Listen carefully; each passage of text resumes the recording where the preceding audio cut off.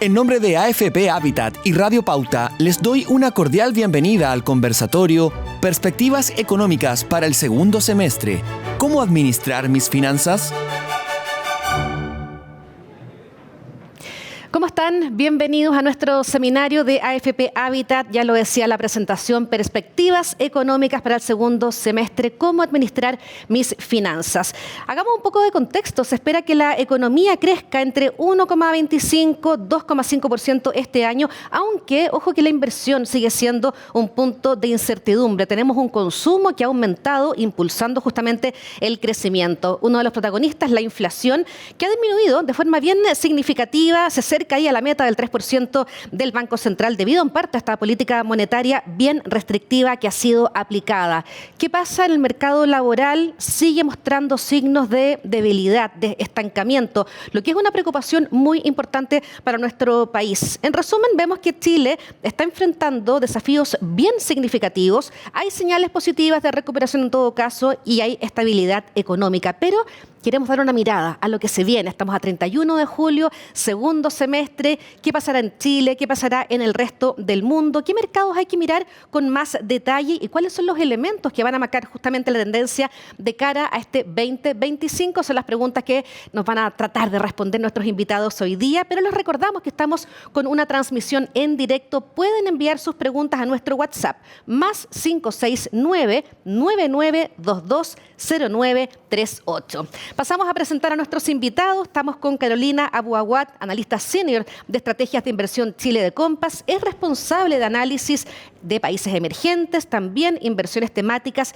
ingeniera comercial con mención en economía, magíster en economía de la Universidad Católica, Master of International Economics de la Universidad Erasmo de Rotterdam. Saludamos también a Arturo Alegría, Managing Director en Vision Advisors, que tiene a su cargo el área de distribución institucional y también de estrategia. Es ingeniero comercial, mención en economía, magíster en economía de la Universidad Católica, MBA Executive de la Universidad Adolfo Ibáñez y ha sido profesor también de la carrera de Ingeniería Comercial, Universidad Católica, Universidad Adolfo Ibáñez y la Universidad de los Andes. Y también saludamos a Francisco Ackerman, influencer en educación financiera, creador del podcast y autor del libro Con Peras y Finanzas, panelista con el podcast Con Mi Plata Sí, aquí de Radio Pauta, fundador de Finap.cl, el primer streaming de educación financiera del país y business partner de Capitalizarme.com. Él es ingeniero comercial, Master of Science en Innovación y Emprendimiento de la Universidad Adolfo Ibáñez. Todos ustedes muy bienvenidos. Gracias. Hola, Gabriela, muchas gracias.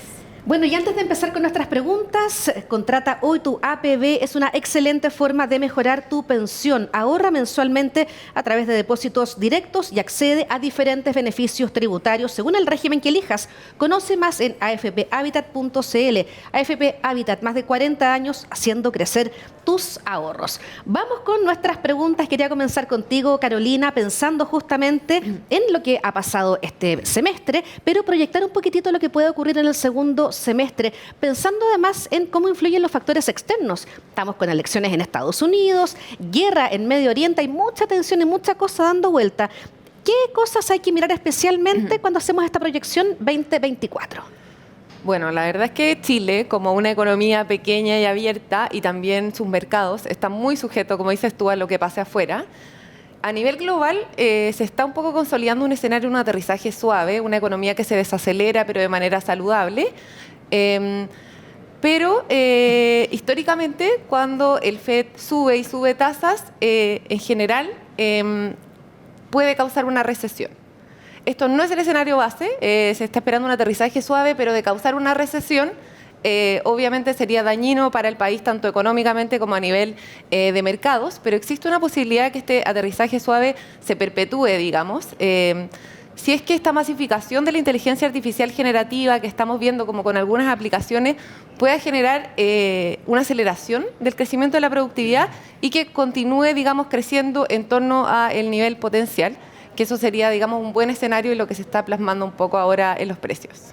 Y no sé si Arturo comparte la visión que tiene Carolina y ahí también pensar que estos factores externos podrían o no afectar o impactar la renta fija o en los precios de las acciones.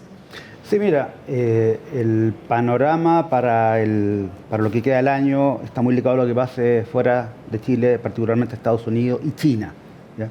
Durante este año Estados Unidos está andando bastante bien, una proyección de crecimiento impensada hace un año atrás. Se esperaba hace un año atrás que Estados Unidos creciera del orden del 0,9 y hoy día va encaminado entre el 2 y el 2,5, para que no hagamos ni idea del cambio. Pero por otro lado, China tiene mucha debilidad. China es importante para Chile, sobre todo a partir de los commodities, en particular el precio del cobre. La caída que hemos visto reciente en el precio del cobre está muy asociada a que el sector industrial chino ha defraudado y el sector residencial de construcción está estancado y en una crisis brutal. Eso en el ámbito externo lo que más afecta a Chile. En el ámbito interno, yo diría que la economía chilena, después de un año pasado, 2023, bastante malo, se ha estabilizado en un crecimiento en torno al 2%, que es extremadamente pobre. O sea, no se puede celebrar como un gran logro. Piensa que Estados Unidos crece más que nosotros, es una economía desarrollada, con otro nivel de ingreso per cápita, etc. Y la razón principal de eso está en la inversión, que está paralizada, y el consumo sí ha tenido una mejora después de un año muy malo, muy malo. Entonces, al final, uno dice perspectivas para Chile, un crecimiento el segundo semestre razonable, pero las perspectivas son, yo diría, pobres, crecimientos bajos. La inversión, sobre todo, está muy débil. Francisco, ¿comparte esta visión que han planteado aquí nuestros otros panelistas respecto a lo que se viene este segundo semestre del 2024? La verdad es que sí, comparto bastante. De hecho, al tiro voy a anotar su nombre después para invitarlo al podcast. Me encantó los tremendos panelistas que comparto. Pero este crecimiento que está teniendo el país, y para tratar de llevarlo a un lenguaje súper simple, que el país crezca un 2%, 1,25%, prácticamente no es estar creciendo. Y más cuando la inflación, si bien se está controlando, está en torno a un número similar, incluso un poco mayor. Por lo tanto, yo creo que el próximo año va a ser un año muy duro. Un año de que para los chilenos, las personas tienen que ser bastante resilientes, bastante cautas, porque empiezan a haber pequeños cambios o pequeños ideales de que está creciendo un poco el país y justamente impactan el consumo porque las personas son muy emocionales. Pero el escenario externo, como decían, China, no solamente para Chile, para el resto de Latinoamérica, hace una década no era tan relevante. Pero hoy día es impresionante el crecimiento que ha tenido y cómo se ha convertido realmente en una potencia, en el sentido de que gran parte de los países de Latinoamérica tienen su principal o en su lista de sus top 3 países que intercambian China. Y si China, que venía creciendo muy fuerte, empieza a tener problemas serios, que de hecho en la construcción, efectivamente yo me desenvuelvo mucho en la industria de la construcción y allá está teniendo un escenario muy negativo. Vamos a ir a ese tema. Sí. Un escenario muy negativo y que además tiene algunas cosas que incluso no sabemos lo que ocurre porque la información de allá no es tan clara, no es como países más desarrollados que muchas veces uno tiene la información con certeza, allá no se sabe hasta que explota. Entonces nos puede afectar negativamente China. Por otro lado, Estados Unidos, esto de depender de que algunas empresas tecnológicas sigan liderando y que lo que se llama las magníficas 7 sostengan casi que la economía de un país, y este como aterrizaje plano que se refiere a como que no es brusco este cambio a pasar a una recesión o estancamiento. Es muy complejo porque significa que estamos dependiendo de un pilar pequeñito para que esto se sostenga de forma sostenible. Entonces, yo siempre le digo a mis amigos recomendaciones como de, oye, ¿qué va a pasar? Nadie sabe el futuro. Sería increíble porque estaríamos todos forrados. Ojalá. Los que se saben el futuro. El mundo ideal. Pero nadie lo sabe. Pero sí un llamado a la prudencia. Estamos en momentos que son complejos. Yo nunca había vivido una crisis en mi historia, por lo menos con conciencia. Hay algunos más adultos que vivieron los años 2000, el 2008. Y yo creo que este año y el próximo son años complicados, que a nuestra generación, por lo menos entre los 80 y los 90, vamos a tenerla como un recuerdo importante para después transmitir a nuestros hijos. Escenario complejo, complicado, tenemos estos factores externos también que están generando mucho ruido. ¿En qué refugiarse? ¿Qué podemos hacer? Y ahí les pregunto si es buena idea refugiarse en instrumentos indexados al dólar. No sé si quién quiere comenzar. Carolina. Bueno, La verdad es que ahí depende mucho del perfil del inversionista y de cuál sea su objetivo de inversión, su horizonte de inversión, pero la verdad es que a nivel del peso chileno hay muchos factores, tanto en contra como a favor, que pueden añadir volatilidad a la que ya ha sido elevada y que hemos visto en los últimos años. Por el lado del cobre de China, tanto Francisco como Arturo tocaban el tema, cobre llegó a un máximo histórico en mayo y desde ahí se ha caído casi un 20%. Sí. Sin embargo, hacia adelante las perspectivas siguen siendo optimistas, es decir, hay factores estructurales como es la transformación energética, los autos eléctricos que significan una gran demanda de cobre que deberían mantener el precio del cobre relativamente elevado. Eso es muy positivo para el peso chileno. Sin embargo, hay otros factores externos más de corto plazo, como es el caso, por ejemplo, de las elecciones de Estados Unidos. Todavía ni siquiera hemos tenido el segundo debate, es muy pronto para decir quién es el potencial siguiente presidente de Estados Unidos, pero... O sea, cambió el escenario totalmente, aparte con la bajada de Joe Biden, y puede que incluso Trump decida no participar en otro debate, o sea, está totalmente abierto. Sí, y de hecho, no sé, antes de que se bajara Biden de la campaña presidencial, Trump era casi por seguro el siguiente presidente y ahora las casas de apuestas están ahí muy reñido entre Harris y Trump, 50 y 50. Eso, de todas maneras, puede, de cara a la elección, según sea la campaña, las encuestas, también añadirle volatilidad al peso chileno, que además, como a nivel de tipo de cambio real, está bastante desacoplado de sus fundamentos, de este promedio de largo plazo al que siempre los economistas hablamos que vuelve. Y también hay otros dos factores, como más a nivel local, que el Ministerio de Hacienda ha estado vendiendo dólares en una pequeña cantidad, por lo que no ha logrado de cierta forma incidir significativamente en el precio del dólar.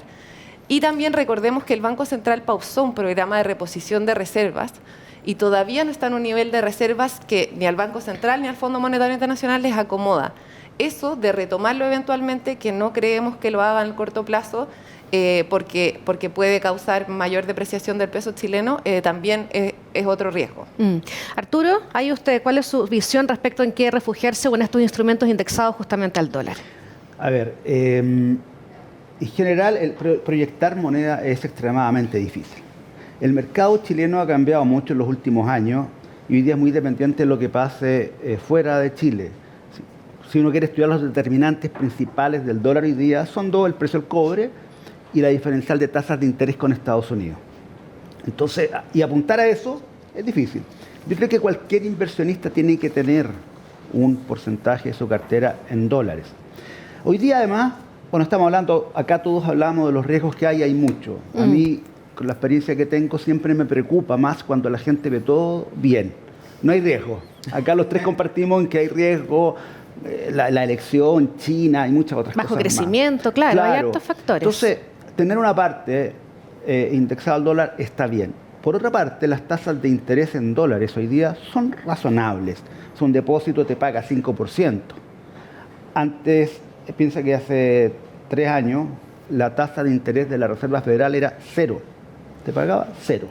Entonces, hoy día uno dice, yo quiero ser un poquitito más cauto, puedo ir y invertir en instrumentos en dólares, en depósitos de corto plazo al 5 o en papeles, por ejemplo, ya sea diversificado a través de fondos o papeles individuales, bonos corporativos de buena calidad, compañías buenas, que me pagan un 6% a 6 años, durante 6 años.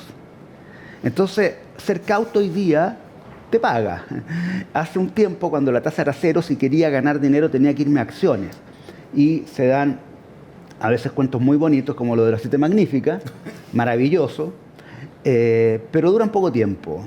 Entonces, yo diría que lo más razonable para una persona a un horizonte mediano, 5 años, más o menos, es tener un mix entre renta fija en dólares, también renta fija en pesos, probablemente en UF. Las tasas en Chile también son más atractivas para los que tienen ahorro, para los que se quieren comprar una casa. Los créditos hipotecarios están altísimos. Entonces, mix entre renta fija en UEFs, más asociado a la unidad de fomento, dólares, también acciones. Y acciones, básicamente, que uno vea que son temáticas que vienen con fuerte crecimiento. Lo de la Siete Magnífica aparentemente ya está bastante agotado.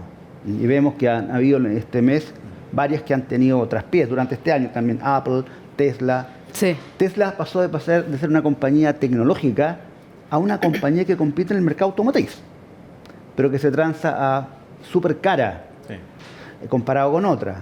Entonces, siempre yo digo, no hay que invertir mirando por el espejo retrovisor. ¿Qué ha sido lo mejor? Lo mejor los últimos años fueron las 7 magníficas, desde el primer trimestre del año pasado. Sí. Antes de eso nadie conocía Nvidia, que es una compañía antigua. Y se hizo famosa porque de repente dice, yo pensaba vender, no sé, me invento el número, no me acuerdo exacto, 100 millones y vendí 800. Listo. ¿Y por qué? Porque tengo el mejor chip para la inteligencia artificial.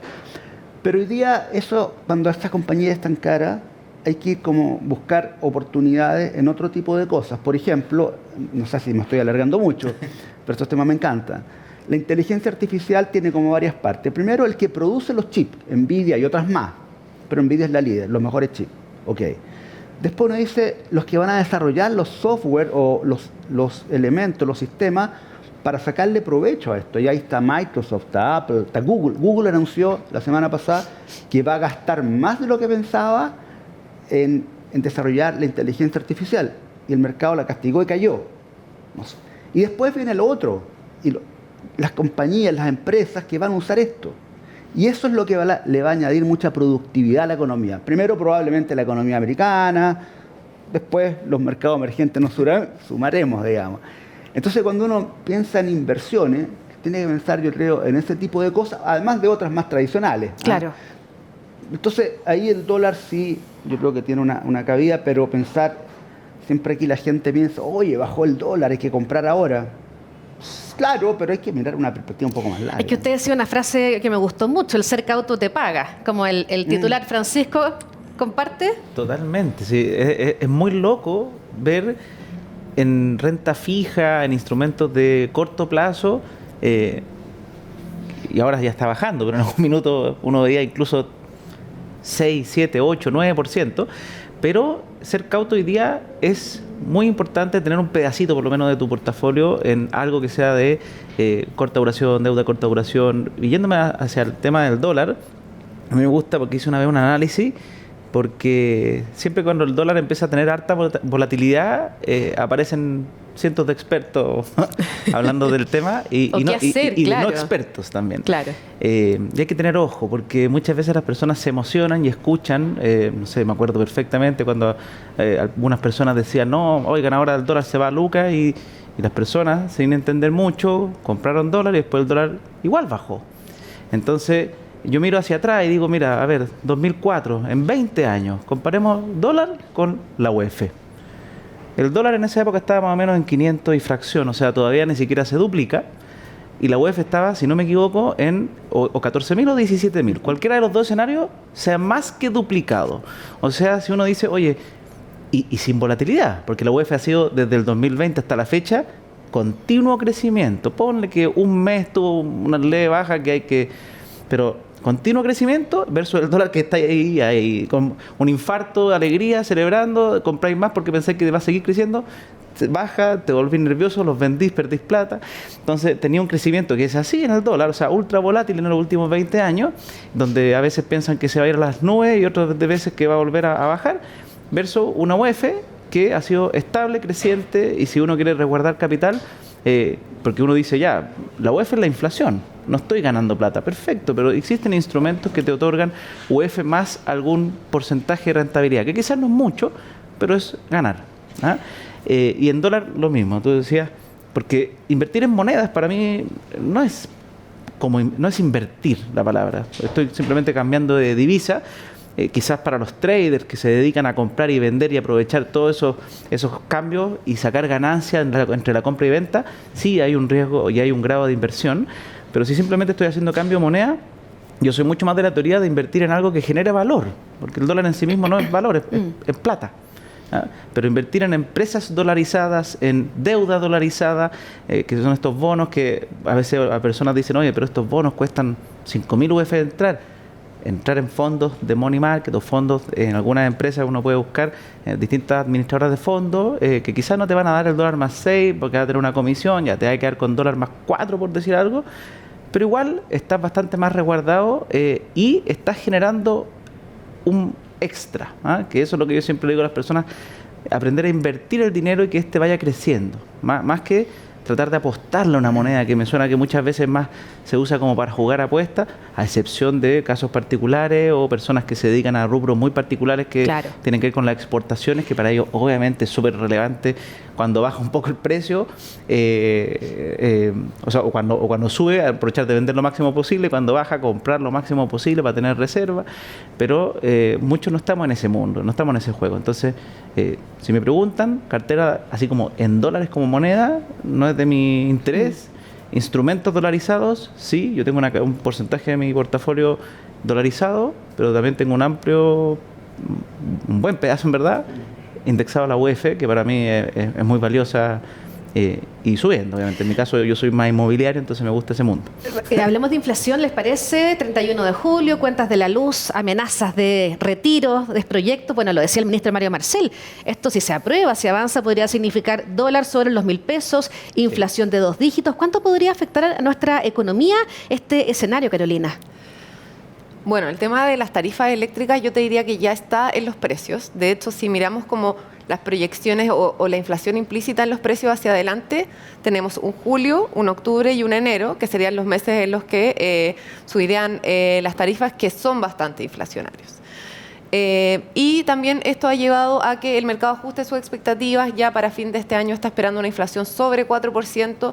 De hecho, la inflación no va a volver a entrar al rango meta en lo que resta del año, o al menos eso son las expectativas, y eso está, la verdad es que bastante incorporado.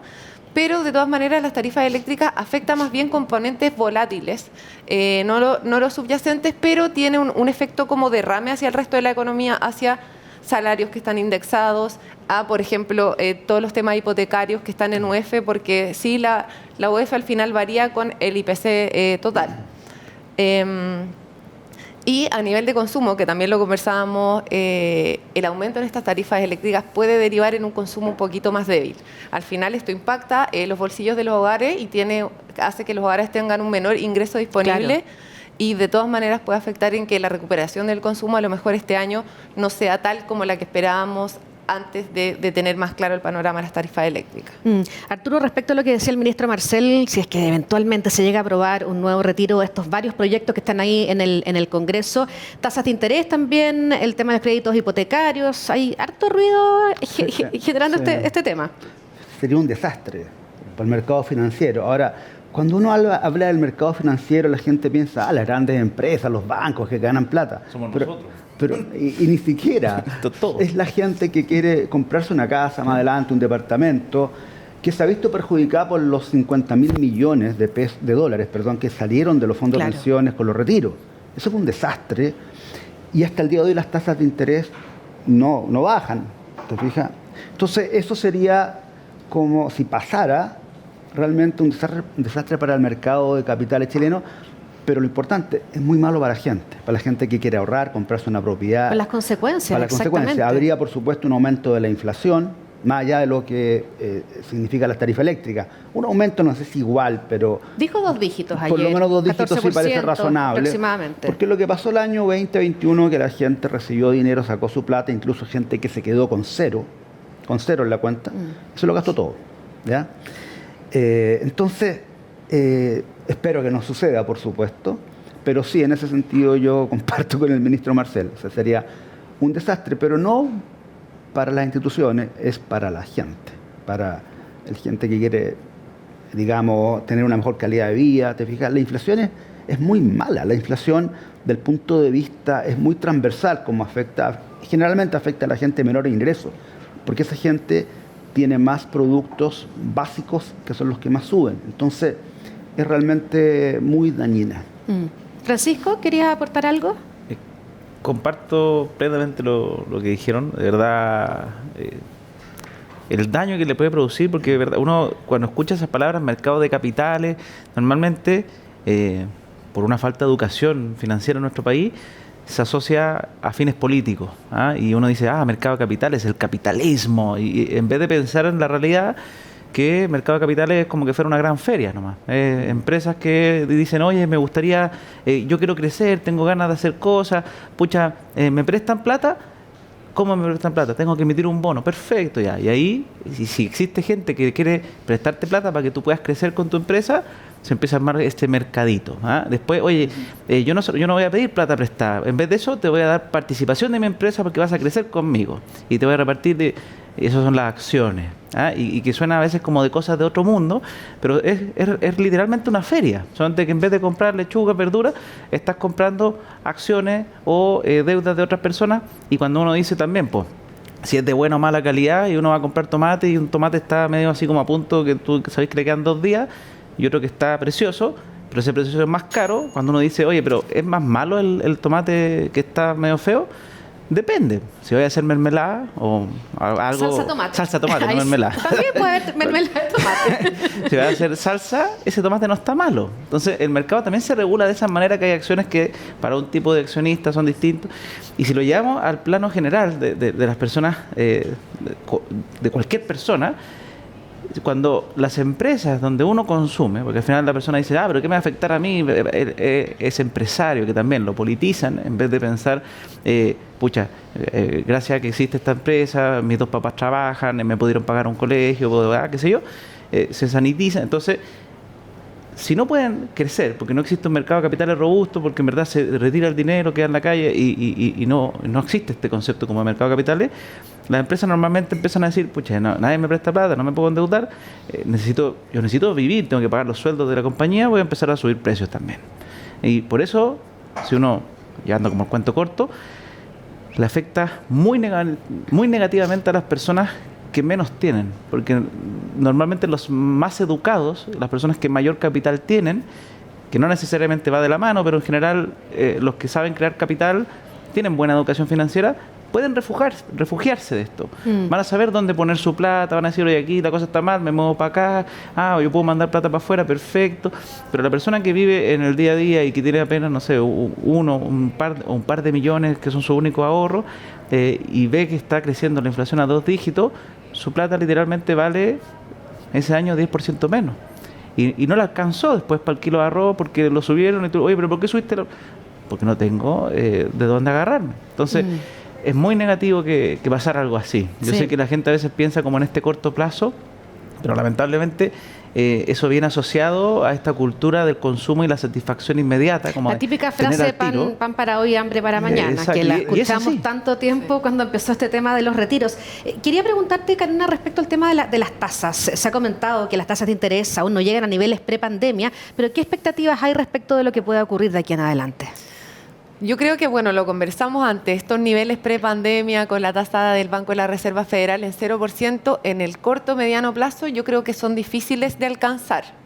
También la tasa bajó mucho en la pandemia en un contexto como recesivo a nivel global, pero ya empezamos a ver bancos centrales, sobre todo en la región de América Latina, que empezaron a bajar tasas. El Banco Central de Chile empezó el año pasado, hoy día tenemos reunión de política monetaria en hartos países, va a ser un día bien movido.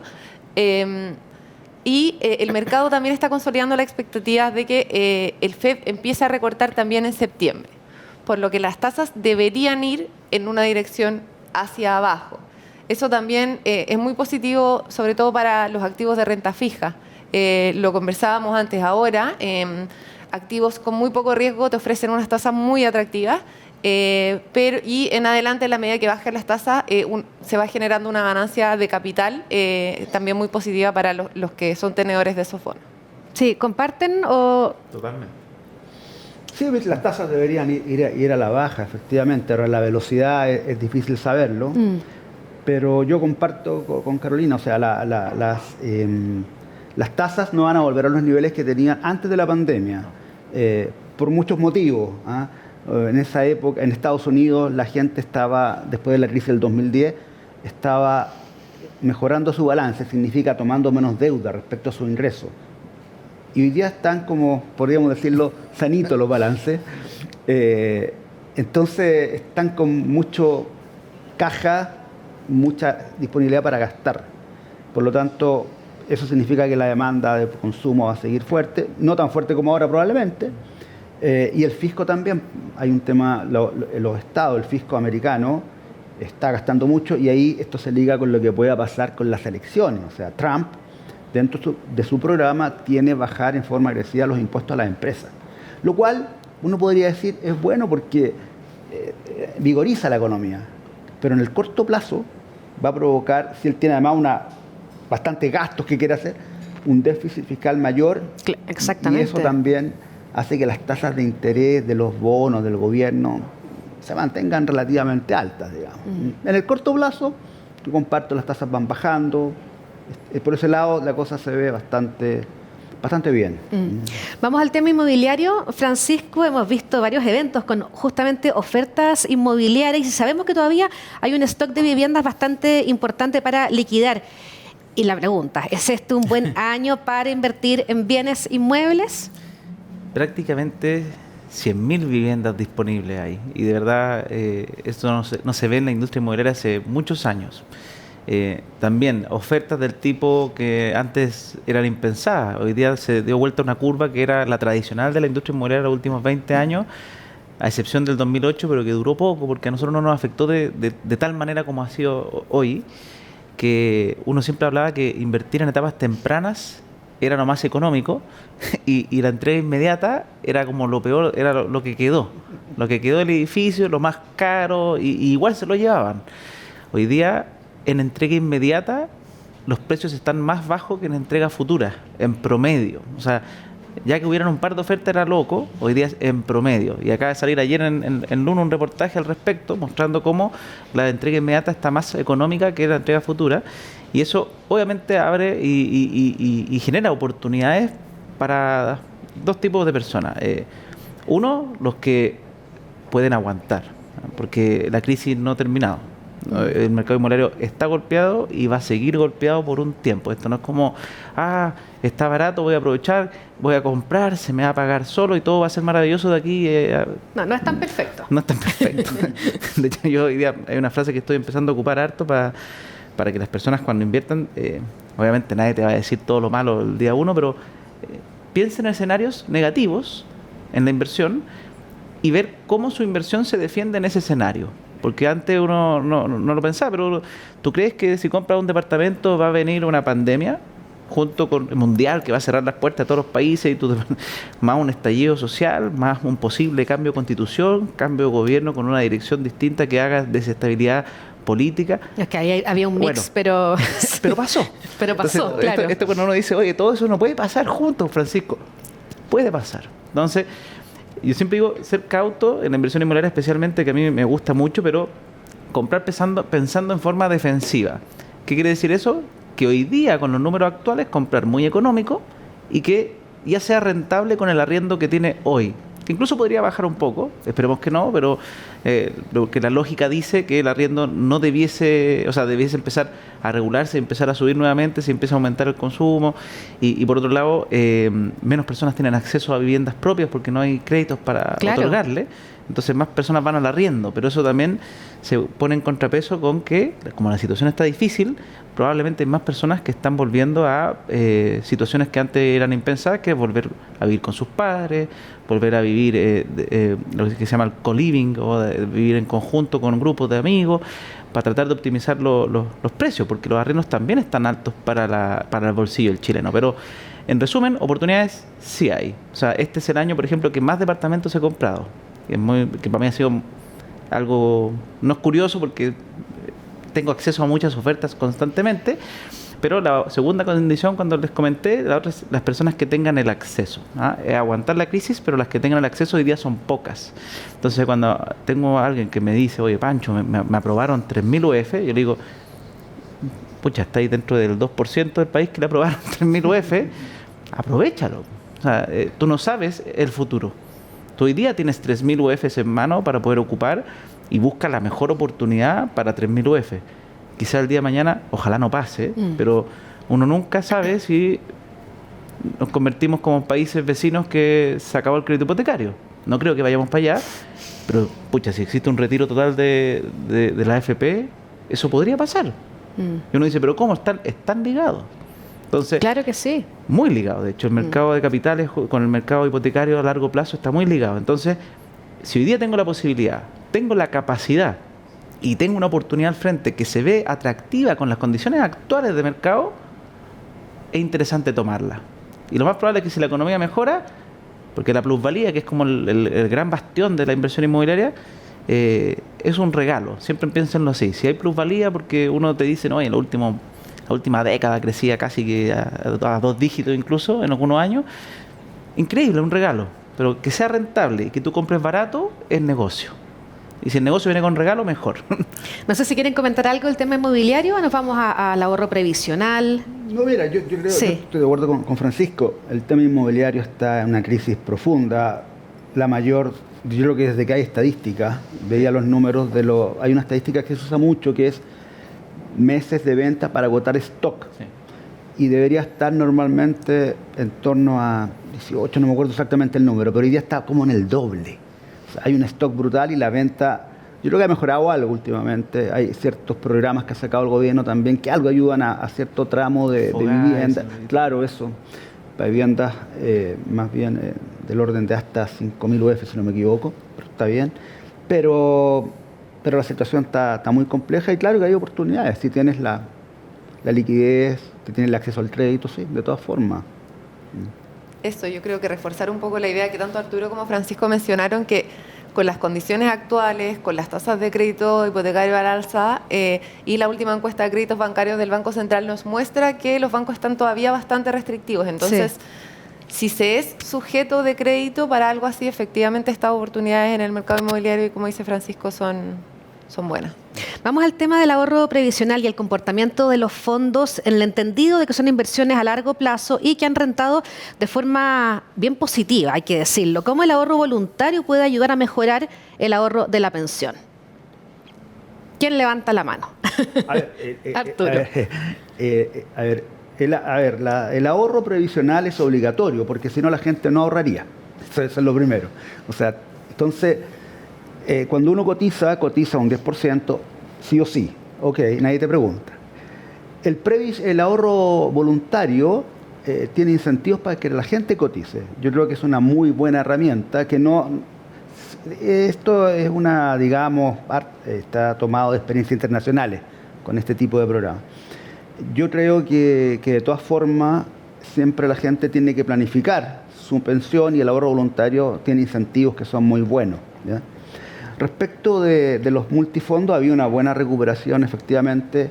Este año la renta fija han dado débil, no han dado mal, pero débil, pero la renta variable, sobre todo fuera de Chile, ha pegado muy bien y eso le pega mucho al fondo A y además la subida tipo cambio, por supuesto. Entonces, pero yo siempre pienso, cuando me preguntan en qué fondo estar, yo pregunto cuánto te queda para jubilarte, para pensionarte. O sea, la otra vez un cabro que trabaja conmigo hace 25 años, ¿en qué fondo estoy? Métete al aire y no lo pensís. Si tú te debes pensionar en 40 años más. El fondo que tiene más acciones, porque la lógica de invertir en acciones a largo plazo es muy simple. O sea, las acciones rentan más que los bonos. Porque si no fuera así, no existiría la empresa. Porque el que se queda con la ganancia de las acciones es el dueño. Entonces uno cuando invierte es parte dueño de la empresa, pero hay que mirarlo a largo plazo. Pero obviamente para gente que está más cerca de pensionarse, si uno quiere ser más conservador, la renta fija hoy día paga bien. Eso es bueno, retomo lo que te mencioné hace un rato. Y estar en un fondo C tiene bastante sentido, digamos, gente que le quede 5 o 6 años como máximo para pensionarse. Bueno, que se cruza con la contingencia justamente de la reforma a las pensiones que se está ahí discutiendo. Carolina, ¿tu visión respecto a este punto? Sí, yo creo que el ahorro voluntario de todas maneras ayuda a complementar un poco este 10% que comenta Arturo y que en el marco de no solo esta reforma de pensiones, sino las que se han discutido en los últimos 10 años, aumentar un poco este porcentaje yo creo que es algo bastante de consenso. Entonces, el beneficio tributario que ofrece este instrumento y poder hacerlo en la medida que el bolsillo lo permita, digamos, es una muy buena idea para tener una jubilación que tenga una tasa de reemplazo un poco mayor a las que vemos. Sí, Francisco. El APB, desde mi forma de verlo, yo creo que para la gran mayoría, para la gran mayoría en verdad, debe ser uno de los instrumentos como más beneficiosos que existe en el país, probablemente. Porque muchas veces ocurre cuando uno se empieza a juntar con personas de alto capital que pierden un poco esa noción de ese regalo estatal del 15% que te hacen por ahorrar porque tiene un tope. Entonces uno dice, cuando una persona gana ya ingresos altos, dice, pero es que el tope es enano, pues, ¿qué voy a hacer con 300 lucas? Pero para una persona que están dentro de este 85% del país que gana menos de 1 millón de pesos, pucha, que te otorguen un regalo de un 15%, que es como que yo te dijera rentabilidad, no es garantizada, pero es muy potente, porque estás invirtiendo en un fondo que partamos de la base que el APB por lo general es lo mismo que el fondo mutuo, pero que es otra serie, en el fondo, y aparte que te cobra más barato. Entonces, uno parte de la base que si aunque no me regalaran plata, me están cobrando menos y en 30 años significa que voy a ganar más. Entonces, me cobran más poco y además el Estado me regala parte de lo que yo aporté en el año. Y una persona que tiene una capacidad pequeñita de ahorro, 50 lucas mensuales, por decir algo, va a ocupar el beneficio y probablemente va a agotar y va a ocupar ese beneficio por lo menos por 15 años, le va a servir mucho. Y tendría que tener un ahorro bastante grande para que diga, ese 15%, esas 300 lucas no me importan, pero eso va a demorarse mucho tiempo. Yo entiendo cuando alguien ahorra y tiene una capacidad de ahorro, no sé, de 2 millones, 1 millón mensual, dirá, ¿qué son 300 lucas? Claro. Si estoy ahorrando 10 millones. No, pero la mayoría no tiene esa capacidad. Entonces, el APB para mí es un instrumento espectacular. Y lo bueno es que uno puede elegir donde quiera. Muchas veces las personas lo relacionan como que no, es que el APB yo estoy obligado entonces a invertir en empresas que a mí no me gustan. No, es súper amplio. Puedes hacer APB tanto en las AFP, en bancos, en administradoras de fondos. Tienes que buscar que tengan la serie en el fondo, que la empresa lo ofrezca. Puedes elegir lo que a ti te guste. Y si eres una persona que, como dices, si es a largo plazo, lo más probable es que te vas a meter en fondos de series que tengan que ver más con acciones y que metes, te olvidas. Y ojo, eso sí, recuerden que la APB, ese 15% de regalo, si tú sacas la plata, desaparece. Está pensada justamente como un incentivo a que tú la dejes hasta jubilarte. Pero hoy día no sé y no conozco otro instrumento el cual te regale dinero, además de la rentabilidad que vaya a obtener ese fondo. Entonces, y para la gente que tiene más capital viene el otro, el tipo B, que es para descontar impuestos, que también es interesante. O sea, una persona que tiene un nivel de ingreso elevado, poder descontar 600 UF de tu impuesto global complementario como tope, es un montón. Después obviamente uno dice, oye, pero lo estoy difiriendo al futuro porque como que hoy día me descuentan, pero lo voy a pagar cuando me jubile. Tampoco es tan así, porque uno hace una renta que quizás no llegues al tope. Entonces quizás hoy día te estás ahorrando el 40, si estás en un tramo grande, estoy en el tramo del 40 y cuando me jubile voy a pasar al tramo del 30, salí ganando. El tema de la jubilación, bueno, estamos Disculpa, sí. lo que decía Francisco, cuando uno le pone número a esto, que lance la APB, supongamos que hoy día invierte en un fondo que te renta 5% de bajo riesgo, porque las tasas son buenas. Más el 15% que te está devolviendo el Estado, estás ganando un 20%. ¿Y eso quién lo consigue? No, por ningún lado. O sea, entonces es realmente muy bueno. Y eso en la medida de que después yo tomo esa plata y la reinvierto. Sí. La reinvierto, se va acumulando una rentabilidad súper relevante, un capital, que claro, no lo vas a ocupar ahora, pero dentro de tu contabilidad... Para quedarse tranquilo claro. cuando quiten jubilación. Además, el APB, acuérdate que tiene otro beneficio a mi juicio, que es un seguro a la gente que tiene más ingresos. Cuando tú te quedas sin ingresos, no pagas, sacas la plata y no pagas impuestos. Es un seguro de desempleo para la gente de altos ingresos. Yo estoy trabajando y estoy en un tramo alto, supongamos 30%. Si yo saco la APB, me cobran eso, 30%, más un recargo, no me acuerdo cuánto era exactamente. Pero si estoy sin trabajo, mi tasa es 0, porque no tengo ingresos, entonces la APB lo saco y no pago impuestos. Para la gente que tiene un poco más de ingresos, como decía, claro, Francisco, se puede diluir un poquitito el efecto. Es que a veces las conversas se dan en entornos como, oye, ¿qué es eso? Pero en verdad para la mayoría es tremendo instrumento. Bueno, justamente nos están llegando preguntas del público que está conectado hasta ahora con nosotros y van en la línea de lo que estamos ahora conversando. ¿Cuál sería el camino a seguir más conveniente para un próximo jubilado en cuanto a su futuro sueldo? Yo creo que hoy día es la pregunta del millón. No sé, Francisco, Carolina. ¿Cómo la pregunta? ¿Cuál sería el camino a seguir más conveniente para un próximo jubilado en cuanto a su futuro sueldo? El mejor camino sería acá. Varios. Se refiere a futura pensión. Sí, yo me imagino que no es como, sueldo. cómo armarte Claro. tu pensión, por así decirlo. Ahí diversificar. Yo soy fanático de no poner los huevitos en todas las canastas, pero en mi caso, por ejemplo, ¿qué he pensado? ¿Y por qué me gusta el tema del ahorro temprano? Yo sé que si nos está viendo gente que tiene más de 50, quizás no le va a hacer tanto sentido, pero a mí me pasa que es súper... Uno vive muy feliz, este concepto como de bienestar financiero, que no quiere decir que yo tengo plata ilimitada y vivo de las rentas, que yo no creo en eso, en verdad, sino que estoy contento con mi trabajo, genero empleo y genero ingresos hoy día que me permiten vivir un estilo de vida que me acomoda. Estoy tranquilo con mi futuro, porque por un lado tengo la AFP, que yo sé que no basta, porque un 10% y eso jamás ha bastado, incluso cuando las crearon, pero era duro decirle a la gente, les vamos a sacar un 15 o más. Entonces, 10% ahí está, perfecto. ¿Cómo lo complemento? Un poquito de APB, perfecto, un check. Quizás ese no da el monto que más necesito, ¿qué hago? Y ahí es donde uno tiene que ver su propia realidad. En mi caso, tengo la fortuna de que los ingresos me acompañan y pude invertir en bienes raíces, que para mí es un complemento a la jubilación enorme, y hoy día se ve en muchas familias muy vulnerables que uno dice, oye, mi papá trabajaba en el campo, no cachaba nada, pero se compró su casita. Y su casita, que valía, qué sé yo, poco en esa época, resulta que la segunda generación de esa familia partió con un techo, que eso no lo tuvo nadie, no lo tuvo su padre, por así decirlo.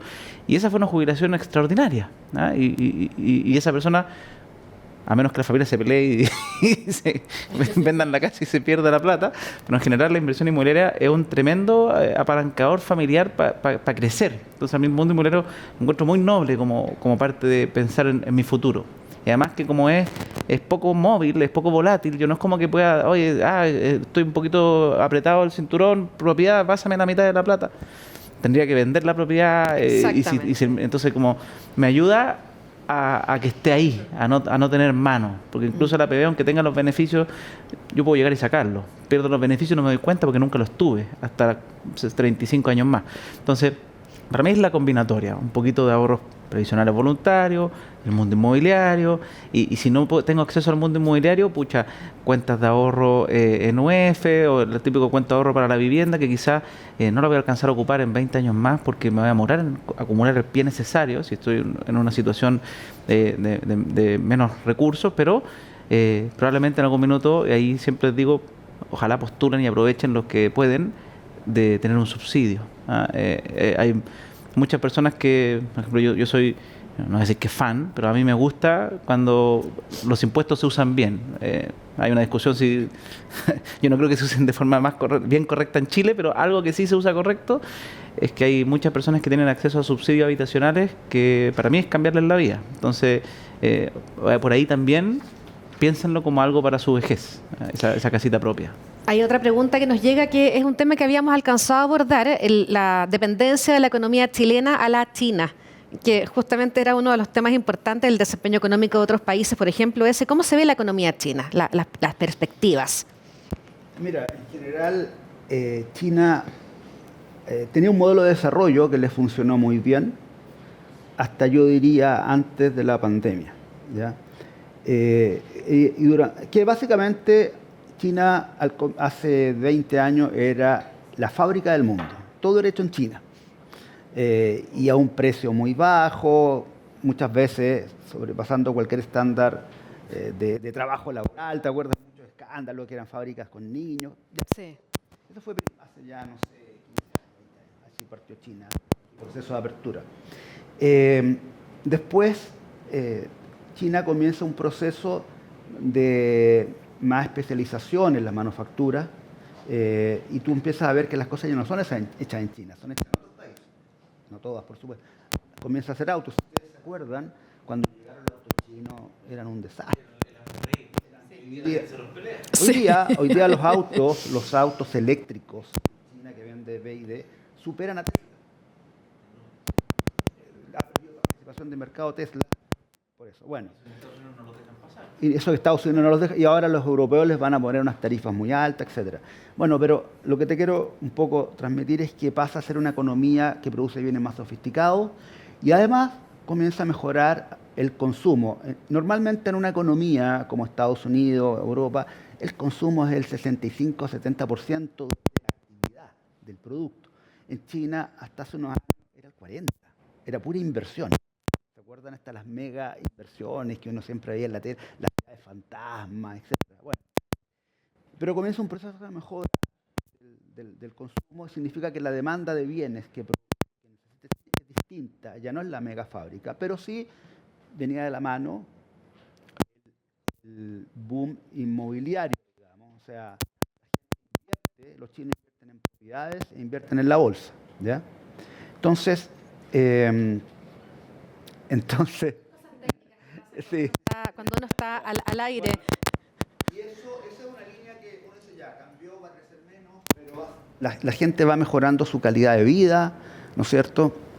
Ya un país que ya no es tan pobre, y viene la pandemia, y vienen los cambios políticos. Y en la pandemia los chinos fueron dejados, no fueron apoyados por el Estado, como pasó en Chile, pasó en Europa, pasó en Estados Unidos. Eso les generó, a la salida de las cuarentenas, etcétera, una inseguridad brutal. Estaban en la indefensión, o sea, ¿ustedes se acuerdan las imágenes cuando cerraban los edificios? No, impactante. Por ejemplo. Sí. Entonces, como de una película. Sí, exactamente. Y por otro lado, políticamente Xi Jinping se volvió un dictador prácticamente, digamos, un dictador, no prácticamente, pero como se dice, de por vida, digamos, Se perpetúa. Y China comenzó a tener un rol político más relevante. Entonces, hoy día, la economía china está creciendo menos. Este modelo de que los estados locales vendían terrenos y se endeudaban y construían se trabó completamente, porque la gente perdió ingresos durante la pandemia, la inseguridad hace que no se endeuden, entonces el crecimiento para adelante se ve más débil. Yo no creo que sea más abajo de un 4%, pero la mezcla es distinta. A Chile, la mezcla actual no le favorece, porque el sector inmobiliario, la construcción está parado y la industria es más sofisticada, digamos. Ahora uno dice, es que la demanda para construir autos eléctricos. Sí, eso es interesante, es a largo plazo. Es bastante chiquitita todavía. Todavía muy pequeña. Sí. Y este año, por ejemplo, las ventas de autos eléctricos bajó. Por una razón, a mi juicio, bastante simple, sobre todo mirando al mercado americano y europeo. Los americanos se compran los autos, no los compran, hacen un leasing. Cuando la tasa de interés, o sea, pagan una cuota mensual, sí, ¿no es cierto? Y en 2 años más lo cambian, nunca pagan el auto completo. Resulta que eso funciona muy bien cuando la tasa de interés era 0 o 1% anual.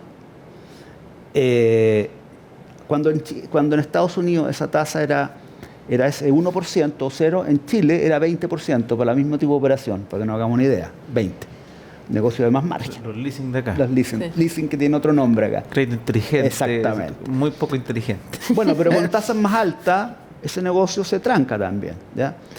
Pero tratando de, digamos, ver para adelante, China va a seguir siendo un actor súper importante, pero también un socio comercial de Chile relevante, pero Chile lleva 30 años tratando de diversificar sus exportaciones y más de la mitad sigue siendo cobre. Eso ha sido un desastre, un fracaso. Y nunca es una estrategia de país. Hoy día hay que pensar, las empresas, ¿no es cierto?, deben estar pensando qué van a consumir los chinos. Por ejemplo, vino era una. Vino, salmón. Pero el vino para ellos es como un bien de lujo. El otro día veía que Louis Vuitton, la compañía de lujo, bajó su venta en China. Los chinos lo único que están haciendo ahora, como dándose gusto, es viajando.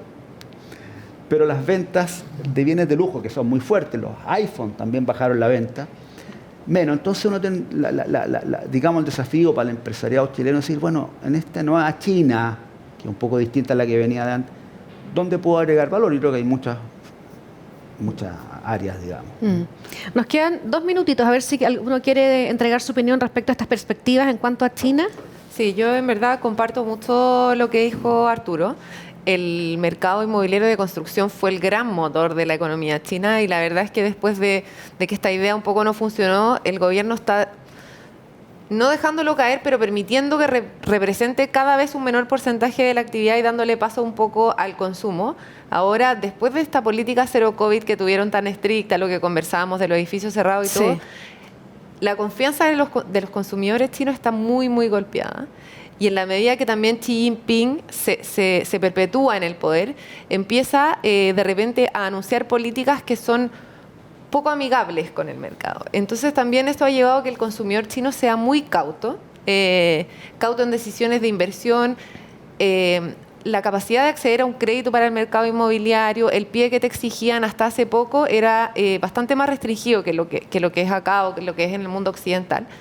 Entonces el consumidor chino la verdad es que está muy cauto y tiene que empezar como a recuperar un poco esta confianza para volver a consumir. Efectivamente China va a seguir siendo un gran jugador a nivel global, ha tomado muchos roles en política, en distintas asociaciones, en distintos conflictos geopolíticos, pero sí efectivamente no va a crecer mucho menos del 4% y el gobierno todos los marzos anuncia una meta. La meta del año pasado fue 5, la meta de este año es 5 y la verdad es que el gobierno chino es capaz de hacer mucho por lo menos cumplir esa meta. Entonces, a eso deberíamos apuntar este año. Y cerramos con Francisco. Es que comparto básicamente todo lo que han dicho. Son de que tener mucho ojo porque esto de estar dejando que el sector inmobiliario sea afectado, es el que hay que tener como el doble clic, porque las estrategias que pueda tener Chile como para, oye, adaptémonos a esta nueva China, requieren cabeza y harta cabeza. Entonces, no son de corto plazo, no es como, mira, está bajando el sector inmobiliario, pongámonos más fuertes con la fruta, no sé, por decir algo. No es instantáneo, pero la baja demanda por cobre sí es instantánea. O sea, las inmobiliarias de allá empiezan a asistir estas quiebras masivas y que nadie sabía bien qué estaba pasando, y ciudades fantasmas, y rápidamente impactan el mercado. Y si la van a dejar, en el fondo, que siga cayendo, a nosotros nos va a dar un impacto, por lo menos corto mediano plazo, más negativo que este largo plazo de transición a adaptarnos a lo nuevo que esté pasando, en el fondo. Entonces, eso es lo que a mí me preocupa un poco y que además golpea, para mí por lo menos, una industria que en prácticamente todos los países siempre representa un porcentaje importante del PIB y del empleo. Acá en Chile también es muy fome lo que está ocurriendo en el mundo inmobiliario, porque no solo afecta a las familias que no pueden comprar propiedades, etcétera, que es como el tema más de tu casa propia o de inversión, sino que a muchas familias que los proveedores o jefes de hogar no tienen y no saben hacer otra cosa en este momento. Entonces es desempleo. Y estamos hablando al principio, por lo menos, que una de las variables que en Chile que está complicada es el desempleo. Todavía no es algo que esté estable, que estemos tranquilos, que digamos, oye, vamos en buen camino, no. Y mientras haya incertidumbre, que uno dirá, oye, ¿cómo me afecta? Sí, afecta que China, sus constructoras estén todas en problemas, también afecta a la industria de acá. Nos llegó otra pregunta, que es de un tema que está súper, que se habla, inteligencia artificial, constantemente. Hablando de alternativas para invertir y este nuevo contexto que estamos viviendo, ¿dónde invertir para beneficiarse justamente de la inteligencia artificial? Ahí la bolita de cristal empieza. Mira, no se alarguen tanto. Sí, lo que yo creo que como me expliqué hace un rato, comenté, esto tiene tres fases por lo menos. Los que generan la infraestructura para poder desarrollar la inteligencia artificial, las compañías que desarrollan, ahí están las grandes, Magnífica 7, Nvidia es la que lidera en la parte de los semiconductores, pero también hay otras compañías, Taiwan Semiconductor y otras, digamos. Después vienen las compañías que lo usan. O sea, al final, uno lo que debería hacer para beneficiarse de esto es estar invirtiendo probablemente a través de fondos que se dedican a esto. Yo siempre digo, cuando miro gente que hace este tipo de cosas y yo veo las compañías que yo conozco, que todos conocemos, no me gusta mucho. Me gusta ver compañías que no conozco, que van a ser los Google, los Nvidia, los Meta del futuro. Entonces, y ahí hay una serie de alternativas, pero yo diría a través de fondos diversificados, pero dedicados a esto todo el día. Ese es un poco el punto. Uno, decir, voy a invertir en Nvidia que ha rentado 300%. No, ya rentó, creo yo. Puede que siga, no sé, pero el riesgo que uno toma ahí es muy alto. Pero si vas a un fondo en particular de que tiene esta temática dentro de su estrategia y ves que tiene compañías que hoy día no suenan mucho, es porque probablemente está haciendo un buen trabajo. Y obviamente para eso hay que ver lo que llamamos el track record, la experiencia, los resultados que ha tenido esta estrategia. Hay muchas opciones en todo caso. Sí.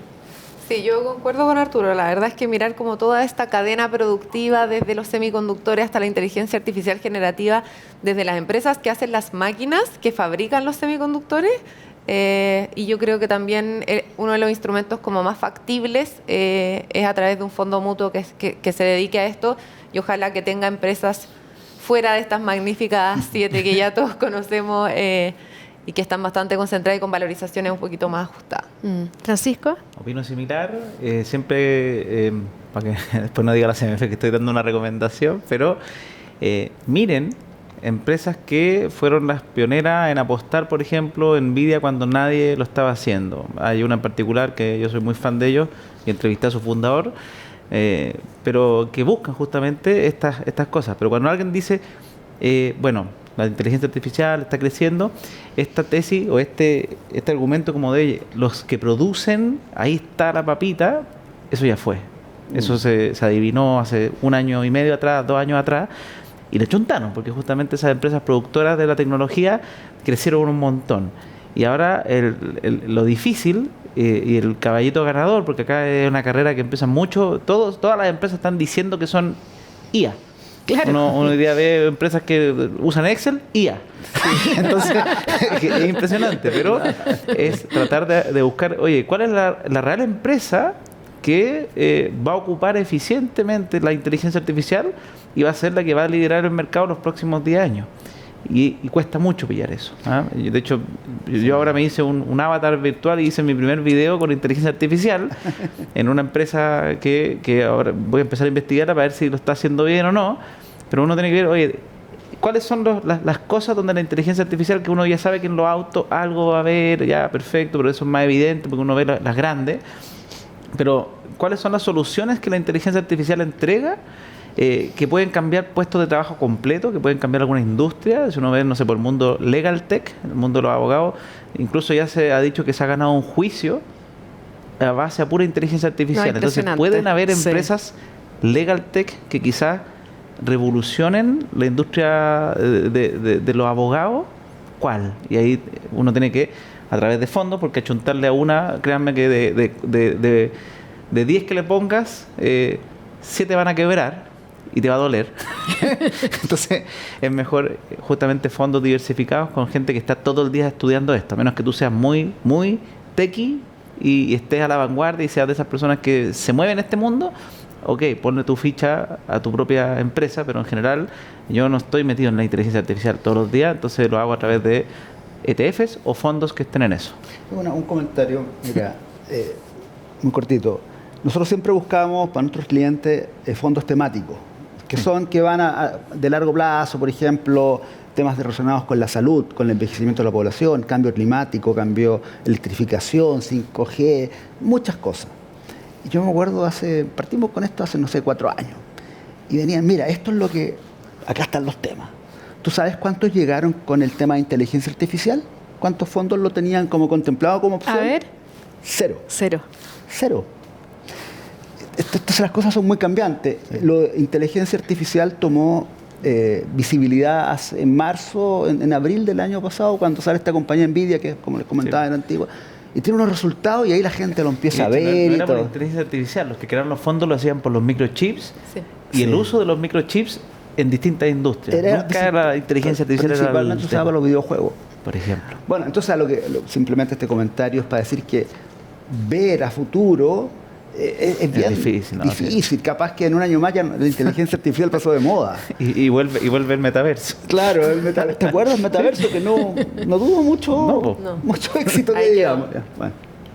Antes de despedirlos, un buen consejo para todos. Contrata hoy tu APB, una excelente forma de mejorar tu pensión. Ahorra mensualmente a través de depósitos directos y accede a diferentes beneficios tributarios según el régimen que tú elijas. Conoce más en afphabitat.cl. Habitat, más de 40 años haciendo crecer tus ahorros. Muchas gracias, Francisco, Carolina, Arturo, por habernos acompañado en este conversatorio, esta nueva edición de conversatorios de AFP Habitat y Pauta. Agradecemos sinceramente su presencia y los dejamos invitados justamente para un próximo encuentro. Muy buenos días. Gracias. Muchas gracias. Gracias por la invitación. En nombre de AFP Habitat y Radio Pauta, les agradecemos su presencia en un nuevo conversatorio y los dejamos invitados a nuestro próximo encuentro.